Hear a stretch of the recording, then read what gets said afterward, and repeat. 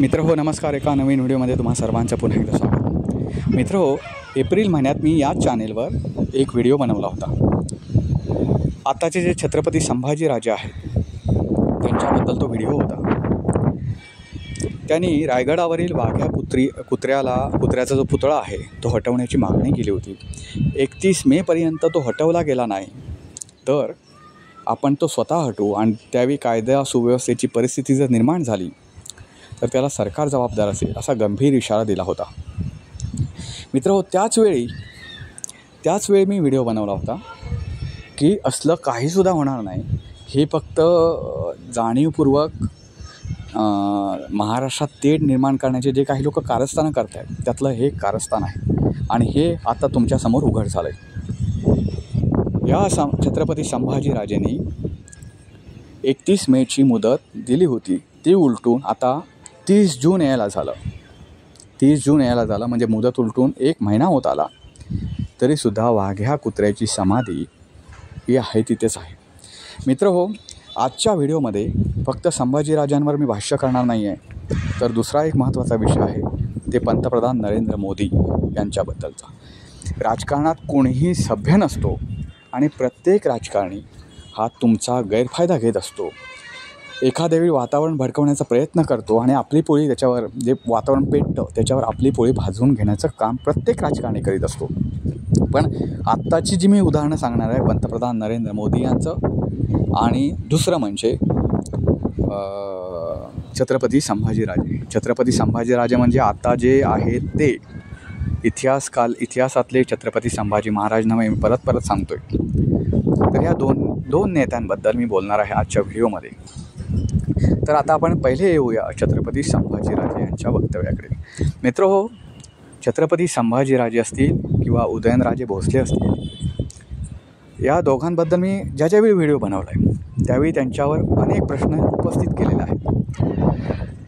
छत्रपती शिवाजी महाराज किंवा छत्रपती संभाजी महाराज हे जे इतिहासकालीन महापुरुष आहेत ज्यांना महाराष्ट्र मानत आलेला आहे, त्यांच्यापुढे महाराष्ट्र झुकतो, त्यांना महाराष्ट्र वंदन करतो, त्यांचे वंशज असल्यापलीकडं ह्या दोन्ही व्यक्तींची म्हणजे उदयनराजे भोसले असतील किंवा आताचे संभाजीराजे असतील या दोघांचंही काहीही कर्तृत्व नाही. महाराष्ट्राच्या भल्यासाठी या दोघांनी काहीसुद्धा केलं नाही. फक्त ते पूर्वजांच्या पुण्यावर जगतात ना. त्यांनी मला आता म्हणायचंच नाही महाराष्ट्राच्या मातीसाठी काय करा, पण तुमच्या समाजासाठी जरी केलं असतात ना तरी मी मानलं असतं.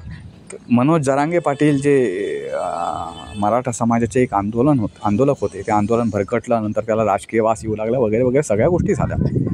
पण त्यांनी जेवढा जीव ओतून ते आंदोलन नेलं एवढंसुद्धा आंदोलन ह्या छत्रपती संभाजीराजेंनी किंवा उदयनराजे तर आंदोलनाचा विषय सोडा त्यांचा.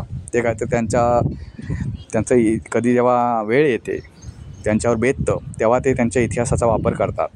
बाकीच्या वेळी ते हवे तसंच वागतात. म्हणजे सामान्य नागरिकांना जेवढी बंधनं घातली जातात ना मित्र गाडी रस्त्यानं व्यवस्थित चालवायची, धूमस्टाईल चालवायची नाही वगैरे, तर ह्यांना कुठलंच बंधन नसतं साताऱ्यामध्ये असं सांगायचं गेलं तर त्यांचं तर सोडाच. आणि हे छत्रपती संभाजीराजे असतील किंवा आताचे शाहू महाराज असतील या सगळ्यांचं योगदान जर बघितलं ना तर काहीसुद्धा नाही. फक्त पूर्वजांच्या पुण्यावर ते जगतात आणि ते छत्रपतींचे कोणीतरी आताचे वंशज आहेत म्हणून त्यांना जनता मान देते. आता तुम्ही सांगा या एप्रिल महिन्यामध्ये त्यांनी एक आंदोलन केलं होतं उगाचच बरं, वाघ्या कुत्र्याचा समाधीचा विषय हा काय आजचा नाही आहे. अनेक वर्ष उलटून गेली. पण जेव्हा महाराष्ट्रातले जी धूळ होती, वादाची धूळ म्हणतात त्याला, जे वाद होत होते वेगवेगळे वादात महाराष्ट्र अडकला होता, एक झालं दुसरं झालं की तिसरं, ती वादाची धूळ काय खाली बसत होती तेवढ्या त्यांनी ती परत उसळून दिली. असा काय तर नवीन विषय आपण नवीन वेगळा विषय हाताळतो असं दाखवतो. वाघ्या कुत्र्याचा समाधीचा विषय जो आहे तो अनेक वर्षांचा आहे. त्याला त्या परीनं इतिहासकार वेगवेगळा अर्थ लावतात. कोणी म्हणे की वाघ्या कुत्रा त्यांचा लाडका होता शिवाजी महाराजांचा त्यामुळे त्या समाधी बसवली, कोणी म्हणे असा काही संबंध नाही, असं त्यावेळच्या वर्णव्यवस्थेनं शिवाजी महाराजांचा अपमान करण्याच्या हेतूनं ते केलं वगैरे असे जो त्याच्या परीनं याचा अर्थ लावतो. तर मला काय म्हणायचं आहे, हा वाद नवीन उकरून काढण्यात काय अर्थ नव्हता. अगोदर ही वाघ्या कुत्र्याची जी समाधी आहे ती अगोदर हटवण्यात आली होती, परत ती नव्यानं बसवण्यात आली. तर त्या नव्याने बसवण्यात आल्यापासून हा वाद आता हा एप्रिल महिन्यापर्यंत कुठेच झाला नाही. त्यानंतर सगळं शांत झालं आणि एप्रिल महिन्यात हे झोपलेले छत्रपती संभाजीराजे जे होते ते जागे झाले आणि त्यांना ते अचानक त्यांना स्वप्नात आला असेल वाघ्या कुत्रा. तर त्याने हा वाद उकरून काढला म्हणजे नुसता उकरून नाही काढला, आंदोलनाची भूमिका घेतली. महाराष्ट्रात परत वातावरण पेटवून दिलं. एवढंच नाही तर 31 मेपर्यंत त्यांनी मुदत दिली आणि 31 मेची मुदतीपर्यंत झालं नाही, कुत्र्याची समाधी हटवली नाही, तर आपण आंदोलन करून ती हटवून देऊ आणि त्यावेळी जर कायदा सुव्यवस्थेची परिस्थिती निर्माण झाली तर त्याला सरकार जबाबदार राहील अशी गर्भित धमकीसुद्धा दिली. म्हणजे मला काय म्हणायचं आहे, सामान्य माणूस जो आहे त्याला त्याच्या जगण्याची पडलेली आहे. त्या बिचाऱ्याचं भविष्यसुद्धा कापून टाकलं सरकारनं असेल या राज्यकर्त्याने असतील. मी सरकारच म्हणत नाही, सगळे राज्यकर्त्यांनी त्याचं भविष्यच कापून दिलं. त्यामुळे तो आजचाच विचार करतो, आजचा आणि जास्तीत जास्त उद्याचा. परवाचा विचार करण्याकडे त्याच्यासाठी काहीच ठेवलं नाही या लोकांनी. त्याच्यासाठी झगडतही कोणी नाही आणि त्याच्यासाठी कोणी काही ठेवलं नाही. आणि कोणी झगडत असेल तो राजकीय हेतूनच तो झगडत राहतो. निवडणुका आल्या की या सामान्यांचा पुळका येतो, परत त्यांना असं रस्त्यावर फेकून दिलं जातं. त्यांचे काही प्रश्न आहेत त्यामध्ये लक्ष घालूया वगैरे काहीसुद्धा नाही.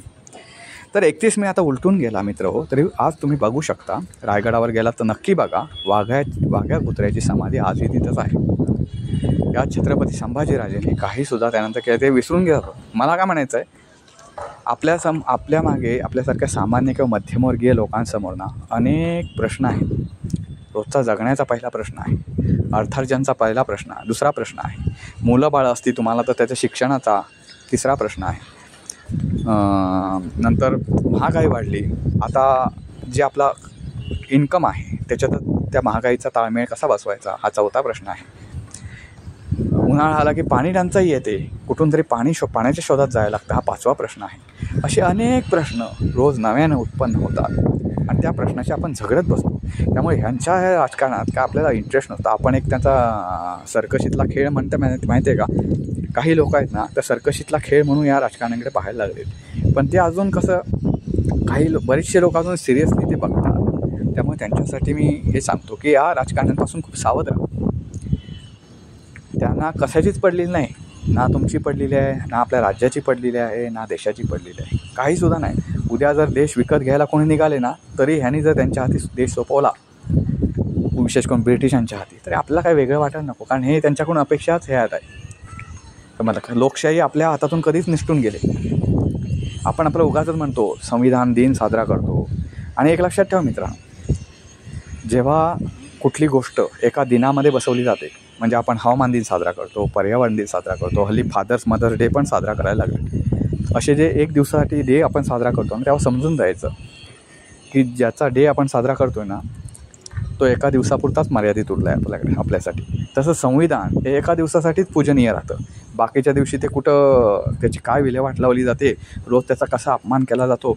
अपमान करायला काय शिव्याच घालायला हवा आहे तसं नाही मित्र. त्यात ते आचरणात नाही आणणं, ते आचरणात न आणता काम करणं आणि आपली राजकीय वाटचाल ते आचरणात न आणता पुढे ठेवणं हे संविधानाचा अपमानच आहे. का शिव्या घालायलाच नको संविधानाला. तर मित्र हो, या गोष्टीपासून कुठेतरी सावध राहणं गरजेचं आहे मित्र हो. दुसरा विषय आपण येऊया पंतप्रधान नरेंद्र मोदी यांच्याकडे. आता मी हे बोलतो आहे ते फक्त एका मुद्द्यापुरतं बोलतो आहे. या मुद्द्यापुरतं बोलतो याचा अर्थ असा नाही की पंतप्रधान नरेंद्र मोदी हे निष्क्रिय प्रधानमंत्री आहेत वगैरे वगैरे, असा काही वेगळा अर्थ काढू नका. ते आपल्या भारताचे एक थोर नेते आहेत आणि त्यांनी भारताची मान ही जगामध्ये उंचावली, हे सत्य आहे, ते कोणीही बदलू शकत नाही किंवा काही नाही. आता त्यांच्या एका मुद्द्याकडे आपण येणार आहोत मित्र हो. तुम्हाला माहिती आहे पहलगाममध्ये निष्पाप पर्यटकांवर हल्ला झाला, त्याच्यामध्ये काही पर्यटक मारले गेले. हे पर्यटक ते एन्जॉय करायला गेले होते, पर्यटनासाठी गेले होते आणि ध्यानीमानी नसताना अचानक हा हल्ला झाला. पहलगाम हे काश्मीरमधलं एक फिरण्याचं एक महत्त्वाचं ठिकाण आहे. त्याचबरोबर अखंड काश्मीर जरी म्हटलं तुम्ही तरी हा धगधगतं ते राज्य आहे.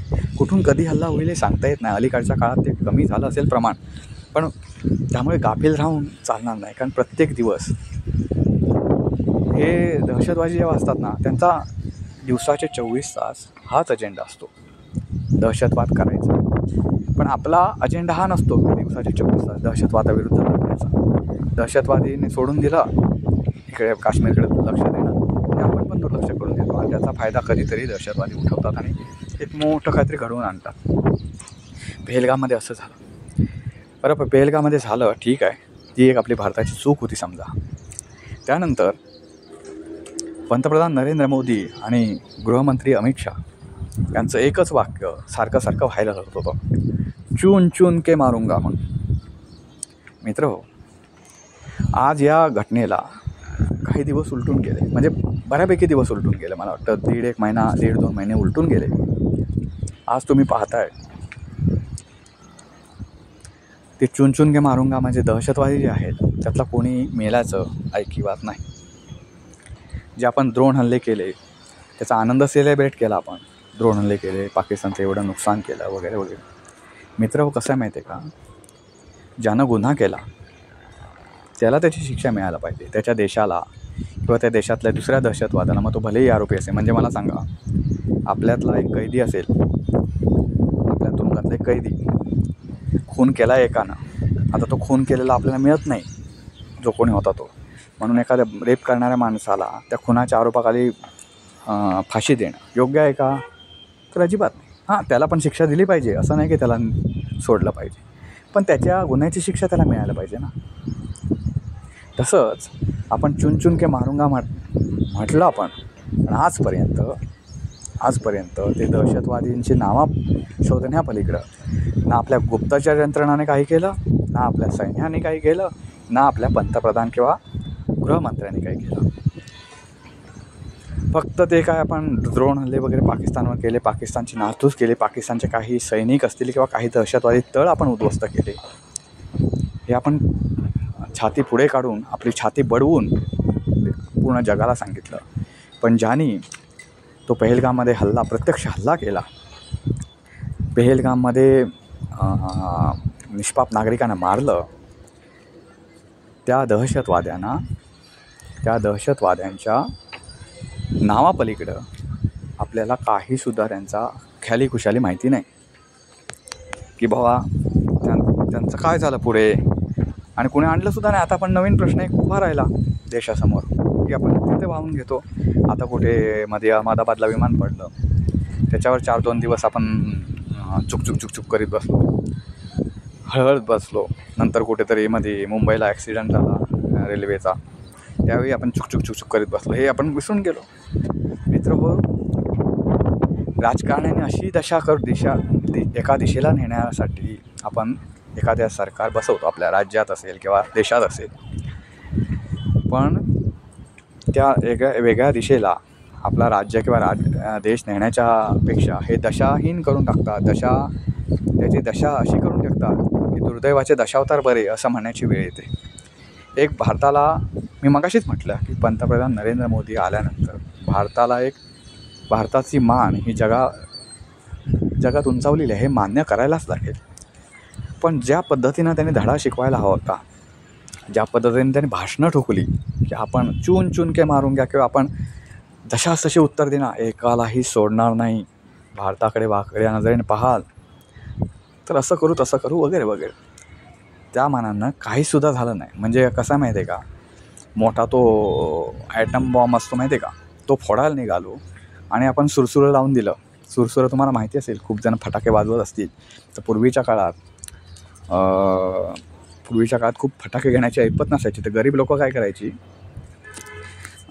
एखादा फटाका न वाजताच त्याची वात वगैरे जळली फक्त, पण तो वाजलाच नाही, तो फटाका उचलायची, त्या फटाक्यातली दारू काढायची आणि ती दारू जाळायची. तर दारूचा असा एकदम धपका उडायचा, जशी आग लागल्यासारखं असं एक त्याला सुरसुर किंवा किंचित जर दारू असेल तर सुसू असं फिरायचं, ते काय वाजायचं नाही फटाका, ते सुरसुऱ्यासारखं ती अवस्था झाली असं म्हणता येईल. मित्रांनो, कसं आहे माहिती आहे का, जो कोणी वाकड्या नजरेनं बघेल भारताकडे त्याला त्याची शिक्षा मिळायला पाहिजे आणि कडक शिक्षा मिळायला पाहिजे. त्याच्यासाठी कोणतीही किंमत देशाला मोजायला लागली तर देशवासीय त्याच्यासाठी सज्ज आहेत. आजपर्यंत आपण जे काही गोष्टी केल्या त्या जगाला घाबरून त्याच्यासमोर झुकला, भारत कधी झुकला नाही. भलेही शांततेच्या मार्गानं लढा दिला काही सरकारने शांततेला ऐकलं नाही, मग त्याच्यावर जशास तसं उत्तर दिलं. हे वेगवेगळे मार्ग असतील, पण भारतानं घाबरून कुठल्या देशासमोर शरणागती पत्करली, 2 पावलं भारत मागे आला असं कधी झालं नाही. तसंच या पहलगामच्या हल्ल्यातील दहशतवाद्यांना कंठस्नान घातलं पाहिजे अशी तमाम भारतीयांची इच्छा आहे. सरकारला असं वाटत असेल की तमाम भारतीय विसरून गेले, तर तमाम भारतीय डोळ्यात अंजन घालून बसलेले आहेत, डोळे उघडे ठेवून बसलेले आहेत. तर त्यामुळे सरकारनं त्वरित यावर कारवाई करावी अशी आम्हा सर्वांची, अब्जावधी लोकांची मागणी आहे. मित्रो, या व्हिडिओमध्ये एवढंच. धन्यवाद.